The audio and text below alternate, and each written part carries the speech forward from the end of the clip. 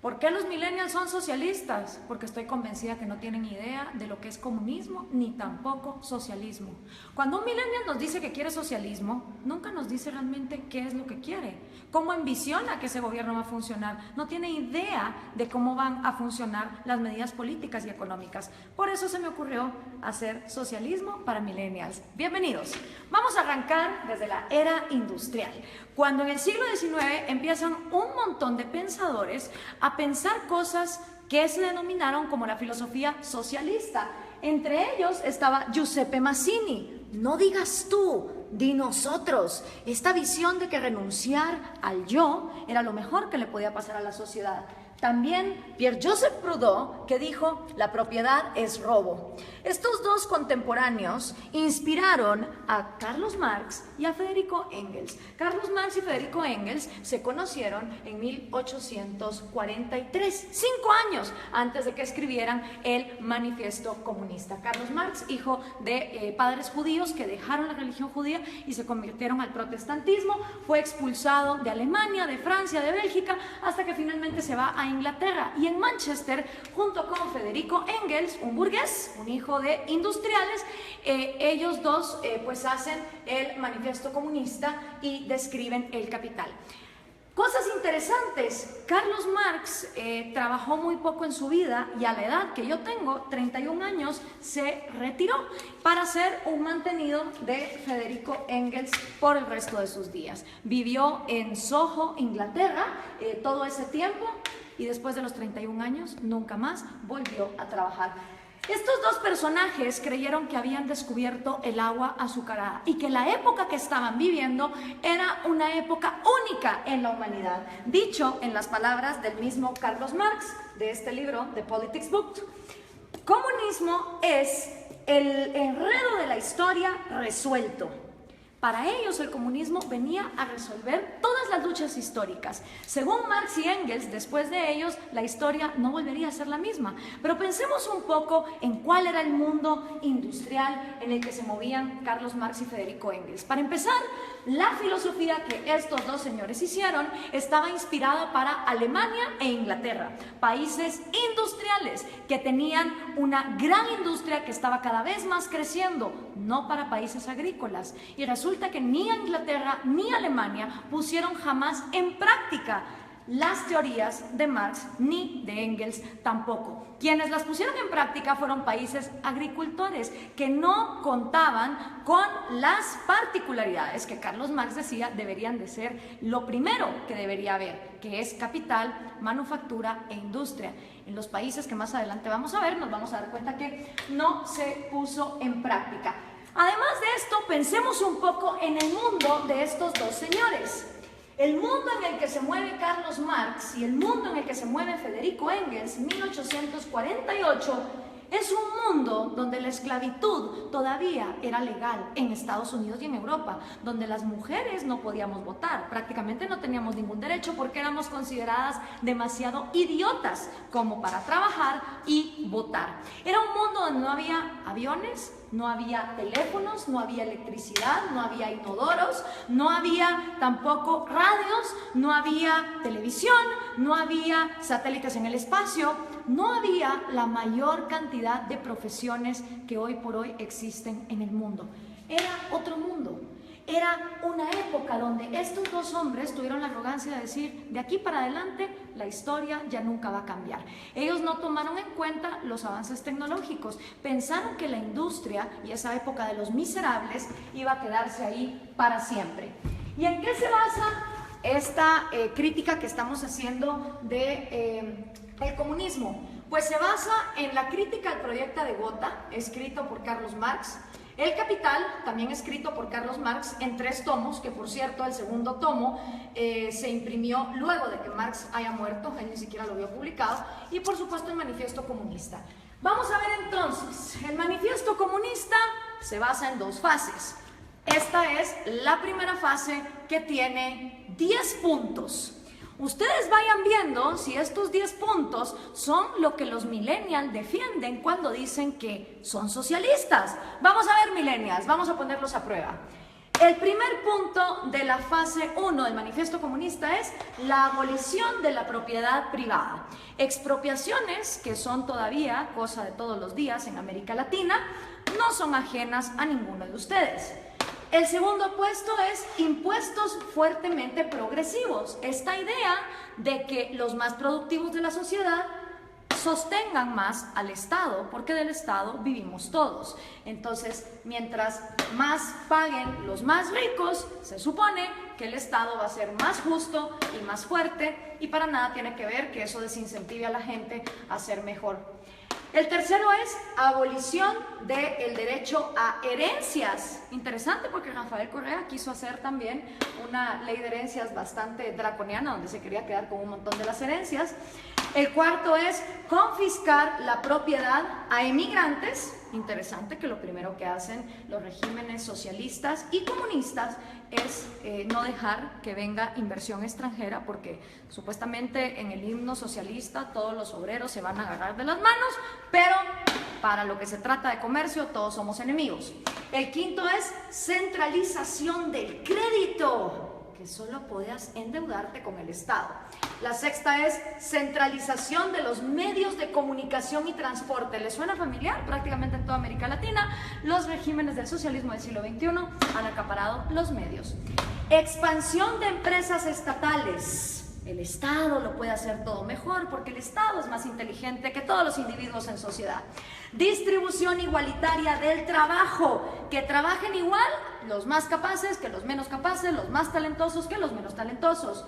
Combinar agricultura con industrias manufactureras. Y por último, educación gratis, y esto va a escandalizar un montón a los progres. Carlos Marx estaba a favor del trabajo infantil. Sí, señoras y señores, para Carlos Marx la educación debía ser gratis. Mentira, nada es gratis, todo lo paga alguien, pero como el Estado lo iba a expropiar todo, la educación entonces sería gratuita para que fuera combinada con producción industrial, es decir, que los niños desde que están estudiando trabajaran.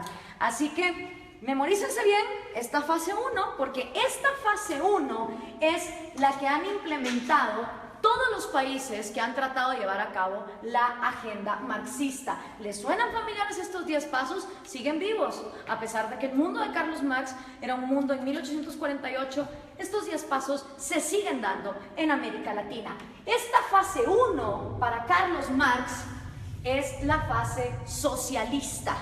Cuando se completen estos 10 pasos es cuando entonces uno está viviendo en socialismo, pero aún no se ha llegado al comunismo. Por eso le pregunto a los millennials, cuando ustedes se dicen socialistas, ¿se refieren a estos 10 pasos, millennials? ¿O a cuántos? ¿A 6? ¿A 4? ¿A 2? ¿A cuántos de estos pasos es a los que ustedes se refieren cuando se llaman socialistas? Porque esto es la primera fase basada en el socialismo. Vamos a ver entonces, cuando ya se completa esta primera fase, ¿qué pasa en la segunda fase? Entonces viene ya la fase 2, donde viene la nueva sociedad y el nuevo hombre. Según Carlos Marx, cuando estos 10 pasos se completan, automáticamente va a surgir un nuevo hombre, un hombre iluminado, un hombre que ya no va a pensar en sí mismo, que todo se lo va a deber a su sociedad. En este nuevo mundo, que es la fase 2, la que Marx llama comunismo, ¿sí? Esta ya es la fase del comunismo. Con el nuevo hombre ya no existen dos cosas. No existe el Estado, es decir, se abolió el gobierno, ni tampoco existe el dinero, ni tampoco existe la propiedad privada. Estas tres cosas son las que dejan de existir en la fase 2, que es la fase del comunismo, con un nuevo hombre, un hombre iluminado, un hombre que ya no piensa en sí mismo. Marx nunca dijo cómo en el cerebrito de este hombre iban a dejar de existir sueños propios, necesidades propias, anhelos, talentos. Él nunca lo explicó.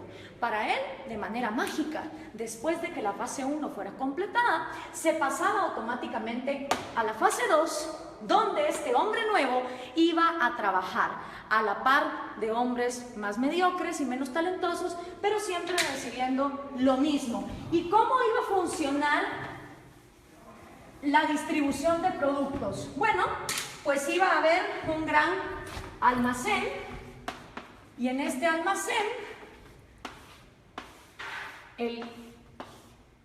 la comunidad, ya sin Estado, ya sin gobierno, ya sin dinero, te iba a proveer a ti de todos los productos y servicios que tú ibas a necesitar. Entonces todas las personas, no importa sus talentos, iban a llegar a intercambiar. Si por ejemplo producían yesos, pues un yeso por 1 kilo de arroz. Y decía Marx que suponiendo que este hombre, en lugar de producir un yeso, hubiera producido 3 y este solo hubiera producido 2, en esta segunda fase, este hombre que produjo 3 yesos, no le iba a importar recibir también 1 libra de arroz para compararse con este. Según Marx, iba a llegar un momento donde el más talentoso y el que más trabajaba no le iba a importar recibir igual que el que trabajaba menos y el que era más mediocre. Ahora veamos, ¿se cumplió esta fase 2? ¿O qué es lo que ha pasado en la historia de la humanidad con la gente que ha llevado a cabo la agenda marxista? Bueno, pues los primeros que trataron de llevar a cabo la agenda marxista fueron Trotsky, Stalin y Lenin. 70 años después del manifiesto comunista, ellos son los primeros en poner en práctica la teoría marxista, cuando en 1918 deciden cortarle la cabeza a los sanguinarios explotadores, y de verdad que lo eran, de la dinastía Romanov, que era la monarquía que imperaba en Rusia. 2 errores. Primero, Marx escribe una teoría para Inglaterra y Alemania, que su problema no era, digamos, el de una monarquía que incentivara la agricultura, sino que eran países industriales. Rusia era feudal, bastante feudal. Estas 3 personas entonces ponen los primeros 10 pasos de Carlos Marx en marcha y llegaron a la fase 2, llegaron a este gran almacén. Realmente no. Ni se abolió la propiedad privada, ni se abolió el dinero, y el Estado, en lugar de aniquilarse, se fue volviendo más y más grande hasta volverse totalitario. ¿Y entonces qué pasó? En toda Unión Soviética se desplegaron los gulags. Cada uno de esos puntitos rojos que ustedes ven ahí son los gulags, los campos forzados de trabajo. Claro, desgraciadamente en esa época no había Twitter, no había Facebook, no había Instagram, entonces era muy difícil tener récords de las atrocidades y las violaciones a los derechos humanos que se daban en estos campos de concentración en condiciones de temperatura bastante salvajes y teniendo a la gente hasta lo último en el punto de inanición. Y para darles un ejemplo concreto, aquí hay una foto del Gulag de Ucrania, que era una parte fundamental para el sustento económico del Imperio Soviético, ya que producía 80% del carbón, 85% del hierro y el 70% de los metales. ¿No les suena familiar Venezuela? A ustedes que con el petróleo los tienen similar así. Después de la Unión Soviética, y que ojo, nunca se llegó a la fase 2 de comunismo, podemos decir entonces que lo único que hubo en Rusia fue socialismo, porque nunca se llegó a la fase 2. El siguiente sanguinario que quiso poner a prueba el comunismo fue Mao Zedong en China. En 1948 entra el Ejército Rojo y Mao hace su propio experimento con 2 atrocidades que aniquilaron a más de 60 millones de personas, que fueron el gran salto adelante y la revolución cultural, que básicamente era una manera de implementar los 10 pasos del manifiesto comunista y que llevaron al peor genocidio que la humanidad jamás ha visto. Y por supuesto, esta idea se trae a casa, y los primeros en traerla a casa en su propia versión de Trotsky, Stalin y Lenin son el Che Guevara, Fidel Castro y Camilo Cienfuegos. Cosa interesante, Camilo Cienfuegos y Trotsky, siendo los intelectuales más moderados de este movimiento, fueron asesinados, este por Stalin y Camilo por Fidel Castro. Hasta en eso se parecen estos modelos, donde tenemos sanguinarios que traicionan a sus propios amigos cuando no se vuelven tan pues crueles y dictadores como ellos. Ahora veamos la línea. Entra Fidel Castro a Cuba y obviamente Fidel Castro sigue influyendo en la región. Aquí lo tenemos con Evo Morales y con Hugo Chávez, que traen el refrito, el socialismo del siglo XXI. La misma idea, los mismos 10 pasos, la misma utopía, llegar al gran almacén donde hasta el talentoso iba a renunciar por el mediocre. Y esto se sigue pasando. Aquí está Hugo Chávez con Kirchner, Néstor Kirchner y con Lula da Silva. Y por supuesto sus nuevos reciclados, Dilma Rousseff, que acaba de ser destituida, Mujica, Cristina Kirchner con Hugo Chávez. Si podemos ver, la línea es directa, las ideas son las mismas, es la misma receta y el resultado es el mismo. Entonces, ¿por qué los millennials insisten en ser socialistas? No me cabe la menor duda que es porque no conocen su historia, no tienen idea de lo que significa el socialismo, ni tampoco tienen idea de que el comunismo llega hasta una fase 2 que nunca antes se ha dado. Veamos algunos resultados por acá. Tenemos la cantidad de muertos que el comunismo ha producido. En la Unión Soviética 20 millones, en China 65 millones, en Vietnam 1 millón. En Corea del Norte se calcula, porque obviamente no se sabe, 2 millones, en Camboya otros 2, en Europa del Este 1 millón, en Latinoamérica 150.000, en África 1.7, en Afganistán 1.5 para llegar a 94.3 millones, según los datos estadísticos de los mismos gobiernos. ¿Y quiénes han intentado el proyecto comunista? Nada más y nada menos que la mitad del territorio del mundo. Entre los países que han intentado el proyecto comunista están la Unión Soviética, Ucrania, Bielorrusia, Azerbaiyán, Georgia, Turkmenistán, Uzbekistán, Armenia, Kazajistán, Kirguistán, Letonia, Lituania, Moldovia, Estonia, China, Vietnam, Laos, Alemania Oriental, obviamente.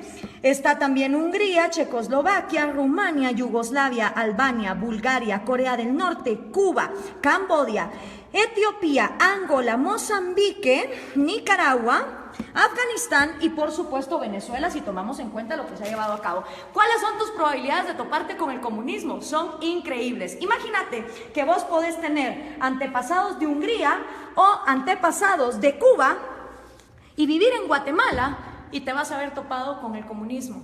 Las probabilidades de que un ser humano se haya topado con el comunismo, una historia comunista, son de 1 en 2. Porque como les explicaba, de todo el mundo, la mitad del territorio de la humanidad ha intentado este experimento. Y el resultado no ha sido esa fase 2, no ha sido esa panacea de ese hombre iluminado, ese hombre que deja de pensar en sí mismo para solo pensar en los demás. El resultado ha sido lo que George Orwell nos describió hace tanto tiempo en La rebelión en la granja.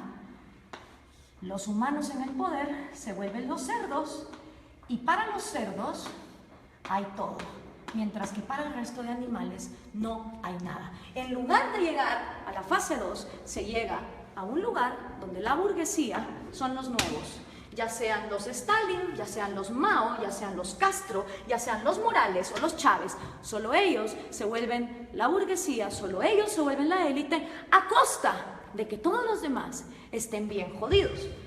Pero, ¿dónde se ha vivido comunismo? ¿Dónde ha habido igualdad?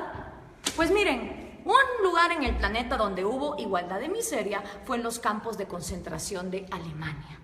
Porque ahí, como ustedes se pueden dar cuenta, todos eran iguales de miserables. Obviamente ahí no había propiedad privada, no había dinero, era la panacea. Y Viktor Frankl, que no se lo contaron, él lo vivió, él estuvo en un campo de concentración, uno de los psicólogos más reconocidos del siglo XX, hizo un llamado muy interesante. Everything can be taken from a man. Cualquier cosa puede ser tomada de un hombre, excepto por una. La última de las libertades del hombre. Exigir la actitud que uno va a tener en cualquier set de circunstancias para escoger uno su propio destino.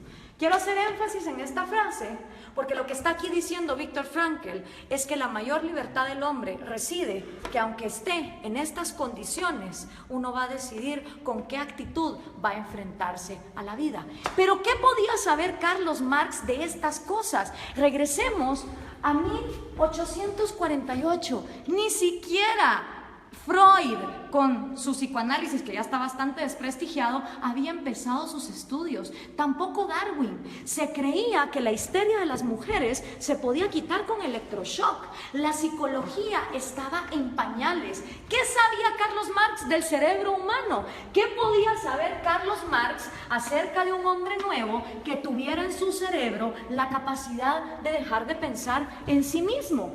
Hablemos entonces de sus predicciones, que fueron completamente nefastas. La primera predicción de Marx: va a haber más países comunistas que no comunistas. No se cumplió. Hoy hay más países excomunistas que actualmente comunistas. La segunda predicción de Marx: la máquina va a acabar con el proletario y el proletario va a vivir en la miseria. Tampoco se cumplió. Hoy por hoy, en el siglo XXI, existen muchas más profesiones y muchos más puestos de trabajo, tomando en cuenta que las mujeres ya podemos votar y ya podemos trabajar, que las que existían en su época, con lo cual su segunda predicción tampoco se cumplió. Hoy por hoy, de cada 7 personas vivas, 6 ya no viven con $1 al día, como era en la época de Marx, donde había mayor pobreza igualitaria. Y otra también de las predicciones de Marx es que el comunismo, en donde fuera implementado, iba a pasar a la fase 2. Y esa tampoco se cumplió. Ninguno de los experimentos comunistas han llegado jamás a la fase 2. Nunca abolen ni la propiedad privada para los gobernantes, obviamente para todos los demás sí. Nunca se abole tampoco el dinero, ni mucho menos la propiedad privada. Pero aparte de Viktor Frankl, que escribió ese excelente libro de El hombre en busca del sentido, hoy por hoy tenemos excelentes referentes de la psicología evolutiva y la neurociencia que nos pueden explicar cómo de hecho nuestro cerebro no está diseñado para el comunismo. Uno de ellos es David Boss. Él es PhD, profesor de Harvard, de la Universidad de Michigan, de la Universidad de Texas, y ha escrito 7 libros de psicología evolutiva, incluyendo este. No son personas que te lo digan por fe, como te lo dijo Marx, y que solo lo dejó escrito cómo iba a ser ese cambio en la psicología humana. Son personas que han estudiado la evolución, la genética de la vida, y que entienden cómo funciona el cerebro humano. Y una de las frases de David Boss es: no existe un agente autónomo con intereses llamado sociedad. Esto es una imposibilidad lógica. Sociedad como tal no piensa, no come, no llora, no tiene intereses. La sociedad no es más que el cúmulo de cada individuo. Y somos los individuos y nuestros derechos fundamentales los que realmente existimos en la realidad. Una sociedad de individuos pensantes, libres, funcionales, es una sociedad que avanza.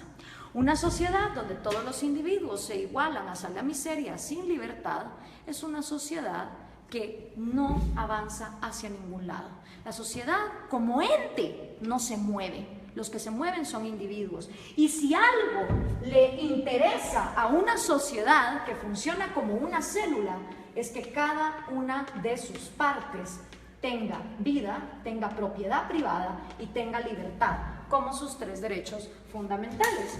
Pero si eso no fuera poco, Steven Pinker, que también es un PhD, él se ha ganado el premio de la Academia Nacional de Ciencias a la mejor investigación en Inglaterra en 1993. También se ha ganado el premio de la Sociedad Cognitiva de la Neurociencia en el 2010 y ha sido 2 veces finalista del premio Pulitzer. Escribió el libro ¿Cómo funciona nuestra mente? Y una de las frases de Steven Pinker es: el mejor argumento contra el totalitarismo es reconocer una naturaleza humana universal, que todos los seres humanos tenemos un deseo innato por la vida, la libertad y la búsqueda de la felicidad. ¿Qué quiere decir esta frase? Que todas las personas, nazcamos donde nazcamos, en el país en el que nazcamos, en la cultura en que nazcamos, traemos 3 deseos innatos: el amor por nuestra vida, el amor por nuestra libertad y el amor por la propia búsqueda de la felicidad. ¿Qué significa eso? Que ustedes, si quieren buscar su felicidad, emprenden su propia vida como les diera la gana. Ahora, todos estos conocimientos de neurociencia que tienen David Boss o Steven Pinker, obviamente Carlos Marx no lo sabía, porque la psicología y la neurociencia no se habían desarrollado, no habíamos avanzado en la ciencia como para descubrir el ADN. El otro gran error de Marx, él pensó que en su época ya se había descubierto todo, y no era así. Entonces, al tener estos conocimientos, es inaudito, es inexplicable que los millennials sigan siendo socialistas. La única manera en que me lo explico es que los millennials no tienen ni idea de lo que es socialismo, ni mucho menos comunismo. Y yo, que también soy millennial, pero de la primera generación, de esos que todavía vimos los cassettes y que sabemos cómo funcionan, tenía 5 años cuando cayó el muro de Berlín. Y me acuerdo como que fuera ayer de ver a esas personas celebrando y preguntarle a mi papá, ¿qué se está celebrando ahí? Me dijo, ahí se está celebrando que tenían a una población dividida a la mitad porque de un lado querían salir y no los dejaban. Si una idea es tan buena, no puede ser obligada hacia una cierta población. Y en todo lo que hemos visto aquí, lo único que hemos visto es obligación, hemos visto miseria, hemos visto genocidio. En la libertad no hay garantías. Yo no estoy aquí vendiendo una utopía ni una panacea. En la libertad hay riesgos y puedes perder como puedes ganar. En la libertad también existe la libertad de no participar en el mercado. En un país que vive en libertad, si hay un grupo de personas que quieren vivir como hippies e irse a una montaña y no ser parte del mercado y no tener propiedad privada, son libres de hacerlo. En un país comunista, si uno intenta meter una zona franca de libre comercio en alguno de sus puntos, va a parar a la cárcel o va a parar desaparecido. Esa es la diferencia entre vivir en un lugar donde se garantice la libertad y donde no se garantice. Esta utopía basada en el hecho de que el ser humano debe renunciar a su autoestima y a su amor propio para contribuir a su sociedad es completamente errada por lo que la historia nos ha comprobado. Y lo único que logra son élites de cerdos, tal cual los describió George Orwell, que se quedan con todo a costillas de un pueblo que pierde lo más importante que todo ser humano tiene, que es su libertad. Espero esto les sirva a los millennials para entender qué es el socialismo y qué es el comunismo. Gracias por compartir.